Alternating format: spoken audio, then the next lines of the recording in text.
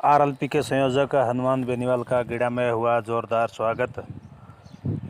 युवाओं की भीड़ उमड़ पड़ी हनुमान बेनीवाल को देखने। हनुमान बेनीवाल ने बताया कि बाड़मेर से मेरा बहुत लगाव रहा है। युवाओं से रोजगार को लेकर के रिफाइनरी में 70% स्थानीय युवाओं को रोजगार दिलाने व टीडी को राष्ट्रीय आपदा घोषित करने की मांग प्रधानमंत्री से करने की बात हनुमान बेनीवाल ने कही। बेनीवाल ने भाषण में क्या कहा, इसे आगे सुनने के लिए देखिए हनुमान बेनीवाल का वीडियो।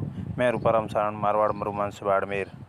शायद पहला शादी का कार्यक्रम था जोधपुर जिले के अंदर, जिसमें मैं उस शादी कार्यक्रम के अंदर गया और उसके बाद बाड़मेर के अंदर नौजवानों ने इतनी जिद कर ली कि आपको आना ही पड़ेगा। तो मैं बाड़मेर के अंदर आपके बीच आया, क्योंकि जिले से बहुत पुराना रिश्ता है मेरा। चाहे पिछली बार जब हम संघर्ष कर रहे थे, उस समय जो हुकार रैली बाड़मेर के अंदर हुई थी, उसने देश की रैलियों का रिकॉर्ड तोड़ दिया और पाकिस्तान के अंदर भी हलचल कर दी थी। बाड़मेर से परिवर्तन का आगाज होता है और वो परिवर्तन की जो आंधी बाड़मेर से चलती है, वो जयपुर जाते जाते सुनामी बन जाती। पिछली बार सुनामी बन जाती, बहुत कम समय हमें मिला, 20 दिन के अंदर चुनाव लड़े पार्टी बनाने के बाद, लेकिन फिर भी 10 लाख के लगभग वोट राजस्थान के अंदर लिए।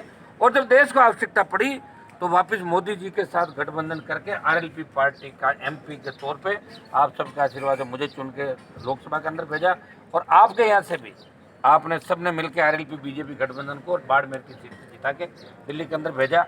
मैं आपको इतना ही आश्वस्त कर सकता हूँ कि लोकसभा के अंदर 4 महीने कोरोना काल के अंदर चले गए और 8 महीने का जो हमारा कार्यकाल था, निश्चित रूप से देश की सबसे बड़ी पंचायत के अंदर वीर तेजाजी महाराज की जयकारे के साथ हमने शुरुआत करी और बाड़मेर, नागौर, जोधपुर सहित पूरे राजस्थान और पूरे देश के नौजवानों की कैसे सत्ता में भागीदारी हो, कैसे आपको नौकरियां मिले।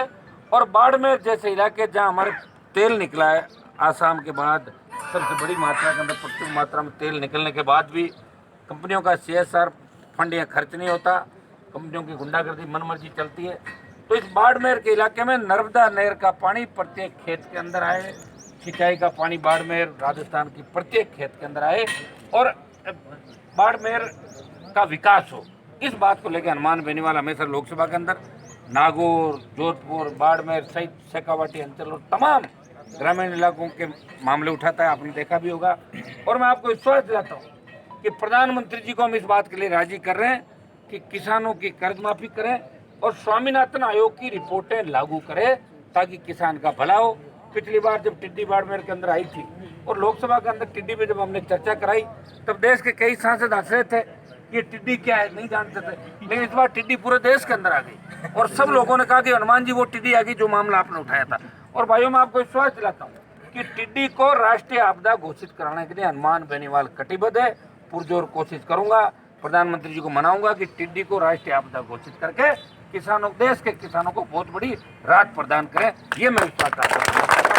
और आपने क्योंकि मेरे ऊपर भरोसा किया है, मैं भी जब चाहता सत्ता के अंदर शामिल हो जाता, जब चाहता नंबर 2, 3 और 4 के लिए तो तैयार है। कप प्लेट उठाने के लिए तो कोई कहने की आवश्यकता नहीं, जब चाहो उठा लो कप प्लेट किसी की। लेकिन हनुमान बेनीवाल ने कहा कि कप प्लेट नहीं उठाऊंगा। मैं इस राजस्थान के अंदर जहाँ हमारी सबसे बड़ी आबादी है, किसान कौम के बेटे को मुख्यमंत्री जब तक नहीं बनाऊंगा तब तक इसी तरह संघर्ष राजस्थान की सड़कों पर करता रहूंगा। और भाइयों, मेरा संघर्ष आपसे कुछ छिपा नहीं, 5 बार मंत्री पदों को ठोकर मारी और भी आगे मारता रहूंगा। आप देखना, धीरे धीरे सब पढ़ते रहोगे, करते रहोगे। मैं आपको भरोसा दिलाता हूँ, सबको साथ लेके चलेंगे।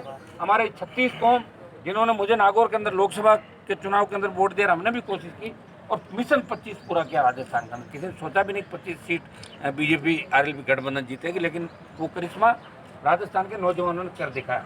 और इससे प्रधानमंत्री जी भी खुश है कि भाई राजस्थान को कुछ न कुछ नया मिले। और मैं आपको विश्वास दिलाता हूँ कि राजस्थान को मिलेगा तो उसमें बाड़मेर को बहुत ज़्यादा मिलेगा, इतना मैं आपको विश्वास दिला सकता हूँ। और मेरे छोटे भाई जो मेरी तरफ जिस आशा भरी नज़रों से देख रहे हैं, मैं आपको भरोसा दिलाता हूँ कि बेकारी, बेरोजगारी की समस्या का ठोस समाधान करेंगे।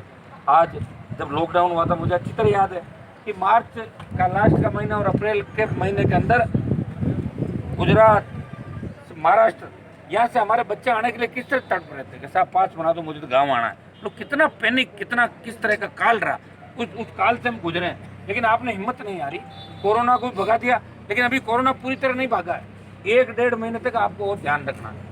आप ध्यान मतलब मेरा भी ध्यान रखना, इस तरह यूँ फोटो खिंचा लो कि कोरोना नहीं आ जाए चीज़ का ध्यान रखना। तो आप लोग उसी दूरी को मेंटेन करते हुए जो हेल्थ विभाग की हमारी गाइडलाइन है उसकी पालना हमें करनी है। बीमार नहीं होना, बीमारी भाग जाएगी। उसके बाद नया समय किसानों का आएगा। मैं इतना ही विश्वास आपको दिलाता हूँ कि आने वाला समय आपका है। देखिए 3 सीट हमारी आई है, तो 3 सीट से भी कद बढ़ा, और 3 की जगह अगर 30 आ जाती और 30 की जगह 60 आ जाएगी, किसी की तरफ देखने की आवश्यकता नहीं। अगर आप ये तय कर लो कि हमें सीटें लानी है, कुछ जगह वोट दे देंगे, कुछ जगह ले लेंगे, और राजस्थान आपका इंतजार कर रहा है। तीसरे मोर्चे का राजस्थान इंतजार कर रहा है। भाइयों तैयारी कर लो, कमर कस लो। आपको मेरे जैसा नेता बार बार नहीं मिलेगा तो लाल बत्तियों के मंत्री पदों के पीछे डोलता हो। लाल बत्ती तो मैंने लगा के देखी थी, आप जानते थे, खूब लगा घूमा था इसी राजस्थान के अंदर, और वसुंधरा मेरी बत्ती नहीं उतार पाई थी। आपने सबको इस चीज़ का ध्यान है। और मैं किसी पार्टी का भी विरोधी नहीं हूँ, मैं व्यक्ति का विरोध कर सकता हूँ। अन्याय जहाँ होगा वहाँ हनुमान बेनीवाल अन्याय की खिलाफत करने के लिए निश्चित रूप से आएगा। और कितना भी बड़ा चाहे दादा हो और कितना भी बड़ा नेता हो, गुंडागर्दी वो करेगा तो उसको जरूर उसका हिसाब किताब पूरा होगा। कई बार समय ऐसा आ जाता है कि हिसाब किताब में समय लग जाता है। चिंता मत करो, जो मेरे पे किसी का अगर उधार है तो जल्दी उसका पूरा भी करेंगे। आप चिंता नहीं करें, नर्वस नहीं हो। बहुत बहुत आपको धन्यवाद। दो जोरदार जयकार आपको बोलना है। तेजाजी महाराज की, रामसा पीर की, और 22 क्षेत्र और तमाम इस खेमा बाबा की।